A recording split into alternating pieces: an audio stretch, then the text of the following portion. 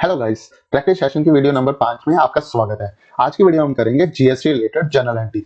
आपको पता है कि जब भी आपका हायरिंग मैनेजर आपकी इंटरव्यू लेगा, आप फॉर ए अकाउंटेंट या एपी या एआर प्रोफाइल की एग्जीक्यूटिव पोस्ट के लिए, वो आपको जीएसटी रिलेटेड पूछेगा ही पूछेगा। और जीएसटी रिलेटेड जब भी आपसे पूछेगा, वो in the form of general entry कोई आपसे पूछेगा कि बताइए मेरी वो इसकी जनरल एंट्री कैसे होगी। आज हम उन्हीं एंट्री को समझेंगे। चलिए स्टार्ट करते हैं हम अपनी पहली जनरल एंट्री से। जैसे फॉर एग्जाम्पल आप एपी पर फाइल में गए यहाँ पर अकाउंटेंट की पोस्ट के लिए, तो आपका पहला काम क्या होगा? इनवॉइस प्रोसेसिंग का। तो इनवॉइस प्रोसेसिंग में क्या आता है कि आपने जो गुड परचेज करी है, उनकी बुकिंग करनी है। तो पहली एंट्री क्या कि फॉर परचेज ऑफ गुड की आप क्या एंट्री मारेंगे जिसमें जीएसटी लगा होगा। परचेज अकाउंट को डेबिट करना है। परचेज अकाउंट क्या है? नॉमिनल अकाउंट है, ठीक है। उसके डेबिट डेबिट करना अपनी सीजीएसटी इनपुट को और एचजीएसटी इनपुट को डेबिट करके, ये दोनों की रियल अकाउंट है, और क्रेडिट कर देना अपने बैंक और क्रेडिटर को। अगर माल कैश में लिया है तो बैंक अकाउंट करना है। अगर माल क्रेडिटर के थ्रू लिया है, उधारी पे लिया है, तो आपने क्रेडिटर का नाम के साथ क्रेडिट कर देना। ये होगी पहली एंट्री। और वहीं फॉर एग्जाम्पल आपने माल बेचा है, कोई गुड सेल किया है, तो एंट्री क्या होगी? बैंक और डेबिटर अकाउंट डेबिट और सेल ऑफ गुड्स, ठीक है, क्रेडिट। और डेबिट में क्रेडिट में होगा आउटपुट सीजीएसटी और एचजीएसटी। एक बात का याद रखना, यहाँ पे अगर इंटरस्टेट होती तो ये सीजीएसटी और एचजीएसटी के जगह आ जाना था आईजीएसटी, और सेम ही इसी केस में होना था। अगर परचेज इंटरस्टेट ली होती तो यहाँ इन दोनों की जगह पे आ जाना था आईजीएसटी। बस इतना सा डिफरेंस होगा। अब तीसरी, अगर माल वापिस आ गया, तो क्या हुआ? माल वापिस कर दिया है, ठीक है। तो क्या होगा? यानी परचेज माल आया था, परचेज रिटर्न होगी, माल वापिस चला गया, तो एंट्री क्या होगी? पहले क्या था? परचेज के टाइम पे क्रेडिटर हमारा क्रेडिट में था, अब क्या हो जाएगा? क्रेडिट डेबिट में। और परचेज रिटर्न, पहले परचेज डेबिट में थी, तो परचेज रिटर्न क्या हो जाएगी? क्रेडिट में, जो कि अंडर फॉल करती है परचेज के। और क्रेडिट में पहले क्या था? डेबिट में इनपुट जीएसटी था, अब क्या हो जाएगा? क्रेडिट में इनपुट जीएसटी हो जाएगा। और एंट्री को सिंपल तरीके से मार्क, ठीक है, सिंपल एंट्री रखनी है हमने। फॉर सेल रिटर्न, सेल जब करी थी तो सेल क्रेडिट थी, अब सेल क्या हो जाएगी? डेबिट। और जीएसटी और एचजीएसटी क्या थे? क्रेडिट में, अब क्या हो जाएंगे? डेबिट में। यानी जो सेल की रिप्लीकेट एंट्री होगी ना, वो ही बचेगी। आपने एक बात याद रखनी है कि जो परचेज की एंट्री है ना, अगर परचेज की एंट्री में परचेज रिटर्न होती है तो एंट्री को कुछ नहीं करना, रिप्लीकेट कर देना, यानी पूरी सेम है सेल की एंट्री कर देनी है। अगर परचेज के केस में, परचेज रिटर्न के केस में वही, अगर सेल रिटर्न होती है तो सिंपल परचेज की एंट्री कर देनी है, ठीक है। सेम हेड जो परचेज में रखा है उसको हेड को रिप्लीकेट कर देना हमने। अब for purchase of fix asset, एक बात का याद रखना कि फिक्स एसेट की परचेज जो भी डाली जाती है वो परचेज अकाउंट में नहीं आती, ठीक है। वो आती है फिक्स एसेट के, जो भी एसेट हम बाय करें। अगर मान लो in case of property buy की है, कुछ ऑफिस इक्विपमेंट बाय किए हैं, फॉर एग्जांपल लैपटॉप ले लो, या कुछ लैपटॉप एसी ले लो, ठीक है, कुछ भी, यानी मोड ऑफ जो ऑफिस में लगा हुआ है। और उसके बाद अगर कुछ आप मशीनरी वगैरह बाय कर रहे हो तो वो machinery account under fix asset आता है।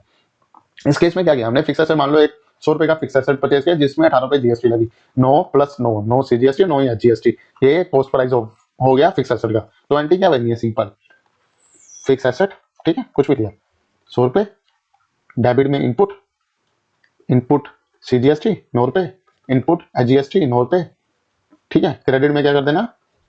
18 रुपए।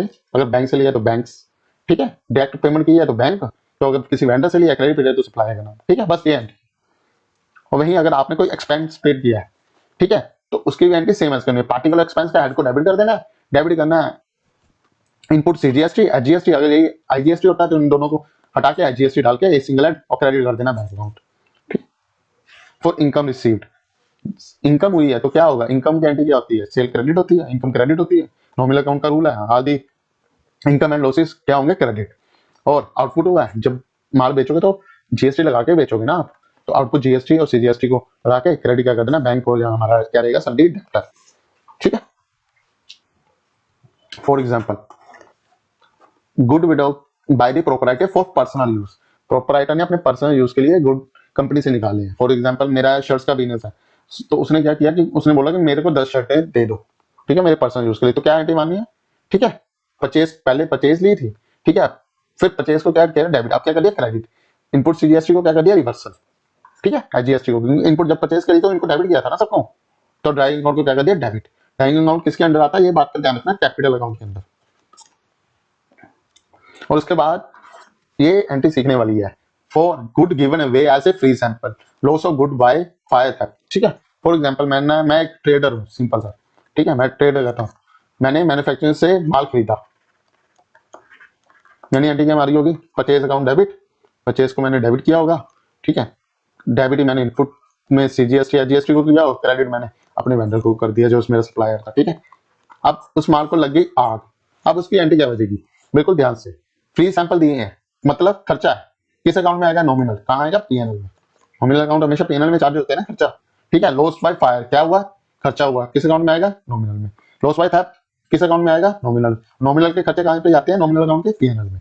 अब वही परचेज हुई है, माल को वापिस हुआ ना, अब कोई चीज पहले खरीदी जाएगी तभी तो चोरी होगी। अब परचेज अकाउंट को क्या कर दिया हमने, क्रेडिट, जो एंटी मारी थी एस एंटी को क्या कर दिया, रिप्लीकेट, डेबिट, इनपुट में माल खरीदा सीजीएसटी, जीएसटी को क्या कर दिया हमने, क्रेडिट। अगर ये इन दोनों की जगह माल अगर आईजीएसटी में खरीदा रहता तो क्या रहता, आईजीएसटी। अब उसके आगे बढ़ते हैं हम, सेटिंग ऑफ, ये मेजर एंटी है, अगर आपने माल बेचा उसके बाद गवर्नमेंट को टैक्स भी तो देना है।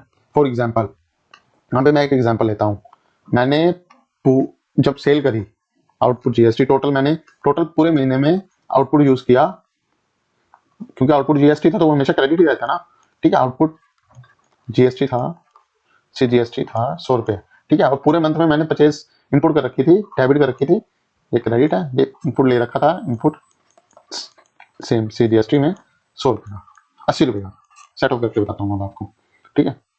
तो अब क्या किया मैंने, एक एंट्री मारी, क्या रखूंगा उस एंट्री को, हेड की साइड में लेके जाऊंगा, आउटपुट सीजीएसटी को डेबिट करूंगा, क्रेडिट करूंगा अपने इनपुट सीजीएसटी को, 80 रुपये को क्रेडिट किया, 80 रुपये को क्रेडिट डेबिट कर दिया। अब दूसरी एंट्री को रिप्लीकेट, अब आउटपुट के लेजर में, आउटपुट जीएसटी के लेजर में बैलेंस कितना रह गया, 20 रुपये क्रेडिट साइड में, क्योंकि 80 तो मैंने डाल दिया ना। अब ये 80 रुपये की डेट पेमेंट कर देनी है मैंने बैंक से, किससे पेमेंट कर देनी है, बैंक से। और बैंक जब बैंक ये वाली एंट्री जब पेमेंट करूंगा तो एंट्री नहीं मारूंगा ना, आउटपुट सीजीएसटी डेबिट 20 रुपये, बैंक क्रेडिट 20 रुपये, तो ये एंट्री क्या हो जाएगी, नील, आउटपुट का लेजर क्या हो जाएगा, नील।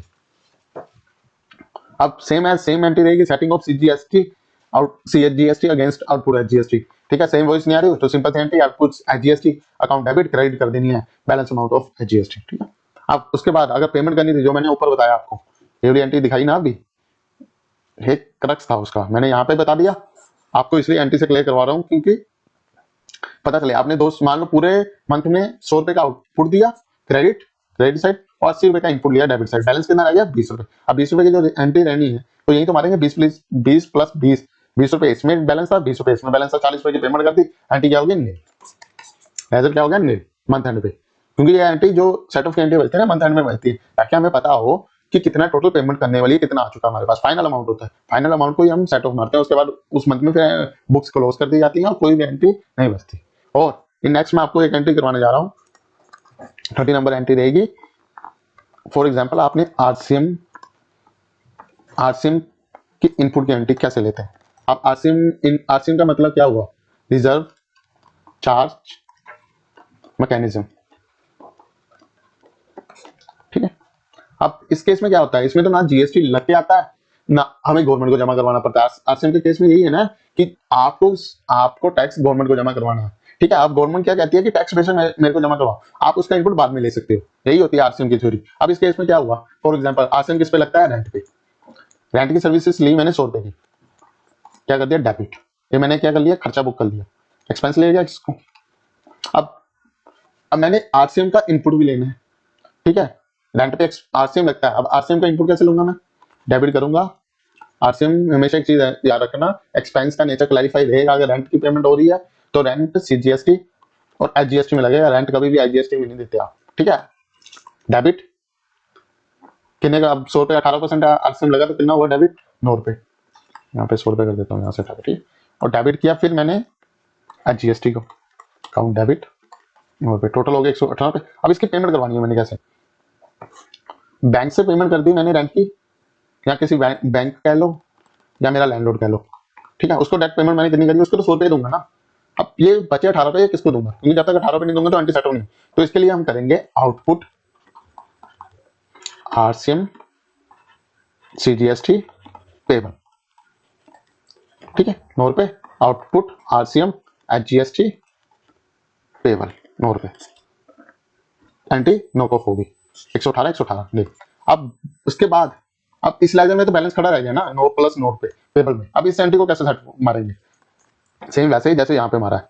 अब कैसे output RCM CGST payable debit कितने पैसे से 9 रुपए से, सेम वही एचजीएसटी पेबल डेबिट 9 रुपए टू बैंक। अब इसकी पेमेंट तो गवर्नमेंट को करेंगे ना, कितने रुपए करेंगे 18 रुपए, एंट्री क्या हो जाएगी नील। ठीक है, और बचे हुए ये 9 रुपए को आप यूटिलाइज कर सकते हैं मंथ एंड पे, जब आपने अगली बारी आरसीएम देना हो, आरसीएम सॉरी अगली बारी आउटपुट की जो लाइबिलिटी रहेगी उसके साथ सेट ऑफ किया जा सकता है। ठीक है, आज की वीडियो के लिए इतना ही। मैं आपके बाद थोड़ा सा बता दूं कि मैं पहले 4 वीडियो ऑलरेडी कवर कर चुका हूं जो आपको काफी हेल्प कर सकती हैं आपके अकाउंटिंग इंटरव्यू में। और एक चीज का याद रखना कि earning keep learning keep earning. ठीक है, कि लर्निंग ही अर्निंग को बढ़ाती है। ठीक है, ये चीज का याद रखना। और हमेशा इंटरव्यू की तैयारी कीजिए। मुझे पता है कि आप में से कोई बच्चे होंगे जो आफ्टर ग्रेजुएशन होंगे जिनकी एज 21 से 24 के बीच में होगी, और एट द टाइम आपको सही जॉब लेना आपके लिए प्रायोरिटी, टॉप प्रायोरिटी रहती है। जब तक आप अपनी जॉब नहीं ले पाओगे आप करियर में सक्सेसफुल नहीं माने जाएंगे। ये बात को बिल्कुल माइंड में रख लीजिए। और अच्छी जॉब पाना बहुत मुश्किल आज के टाइम पे, क्योंकि कंपटीशन इतना बढ़ चुका है। पहले तो प्लेसमेंट वाले टॉप कैंडिडेट ले जाते हैं, ठीक है, उसके बाद हम जैसे रह जाते हैं जिन्हें करियर गाइडेंस की वजह, जैसे मान लो अब प्लेसमेंट तो उन्हीं की होगी ना जो हाई रैंक स्कूल होगी। जो स्मॉल रैंक जो मिड टाउन या टायर 2 या टायर 3 के स्कूल होते हैं उनमें प्लेसमेंट थोड़ी होती है। अब प्लेसमेंट के लिए क्या करते हैं हम फिर रेफरेंस लगाते हैं।